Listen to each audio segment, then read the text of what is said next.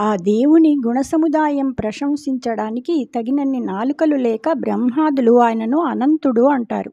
ఎంతోమంది దేవతలు కోరినా లక్ష్మీదేవి అంగీకరింపక ఆయన పాదధూళియే కోరుకుంది. బ్రహ్మ ఆ విష్ణుని పాదాలు కడిగిన పవిత్ర జలాన్నే లోకులకు ఇచ్చాడు. భగవంతుడనే భద్రశబ్దానికి అతడే అర్థం. ఆ మహాత్ముని ఆశ్రయించే నిస్సంగులై మునులు పరమహంస భావం పొందారు. మళ్ళీ తిరిగిరాని పదవి ఆనందంతో పొందారు.